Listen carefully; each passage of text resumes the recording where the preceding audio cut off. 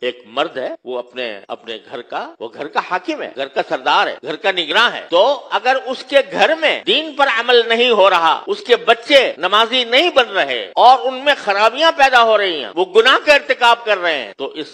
یہ راعی جو ہے، یہ نگہباں جو ہے، یا ہیڈ آف دی فیملی جس کو کہا جاتا ہے، اس سے سوال کیا جائے۔ یہ نہیں ہے کہ ہیڈ آف دی فیملی جو ہے وہ خود تو صف اول میں آ کے نماز پڑھے، 5 وقتوں کی تکبیر اولا اس کی فوت نہ ہو، رمضان کے پورے روزے رکھے، زکات بھی دے، سب کچھ دے، لیکن بچے جو ہیں وہ جا رہے ہوں بے دینی کی طرف اور الحاد کے شکار ہو رہے ہوں، ان میں خراب عادتیں پڑ رہی ہوں، وہ نشے کے عادی ہو رہے ہوں، وہ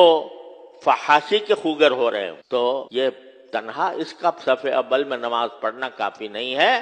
بلکہ اس کے ذمہ لازم ہے کہ وہ اپنے بچوں کی تعلیم و تربیت کا، دینی تعلیم و تربیت کا انتظام کرے، اور ان کو برائیوں اگر وہ کر رہے ہیں تو برائیوں سے روکے، ان جس طرح ہو سکے، ہاتھ سے روک سکتا ہے ہاتھ سے روکے، زبان سے سمجھا کر روک سکتا ہے زبان سے سمجھا کر روکے، جو بھی طریقہ ہو، تو وہ اس کی ذمہ داری۔ اسی لیے قرآن کریم میں فرمایا یا ایھا الذین آمنوا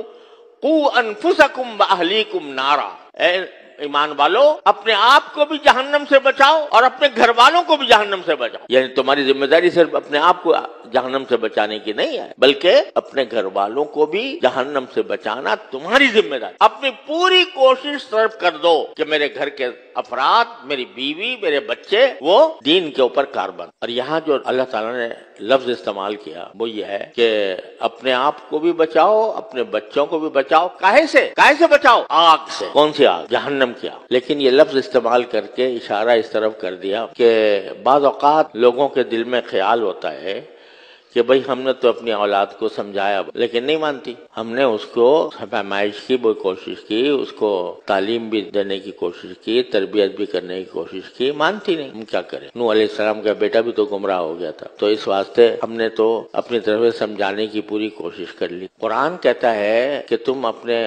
گھر والوں کو آگ سے بچاؤ۔ کیا مانا کہ فرض کرو ایک جگہ آگ بھڑک رہی ہے اور تمہارا ایک بچہ ہے نادان، وہ اس آگ کی طرف بڑھ رہا ہے، آگ اس کو اچھی نظر آ رہی ہے، خوبصورت نظر آ رہی ہے، اس آگ کی طرف بڑھ رہا ہے، تو کیا صرف زبانی فرمائش پر اتباع کر لو گے کہ بیٹا نہیں آگ ہے اس وقت پاس مت جانا؟ وہ اگر نہ مانے تو آپ چین سے بیٹھے رہو گے کہ ہم نے تو سمجھا دیا بھائی، یہ جانے اس کا کام جانے، اور اس واسطے وہ آگ میں اگر چلا جائے تو آپ یہ کہہ کر بری ہو جائیں کہ میں تو سمجھا دیا تھا اس کو کہ بیٹا یہ آگ ہے، اس میں جل جاؤ گے اندر جانے سے۔ اگر تم صحیح معنی میں باپ ہو تو تمہاری زندگی حرام ہو جائے گی جب تک کہ اس کو گود میں اٹھا کر وہاں سے بچانا لو آگ سے۔ تو محض زبانی فرمائش پر یہ سمجھنا کہ میری ذمہ داری پوری ہو گئی، یہ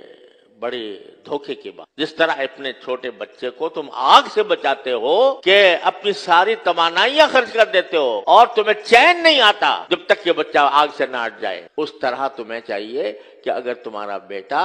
تمہاری اولاد وہ غلط راستے پر جا رہی ہے تو اس غلط راستے سے اس کو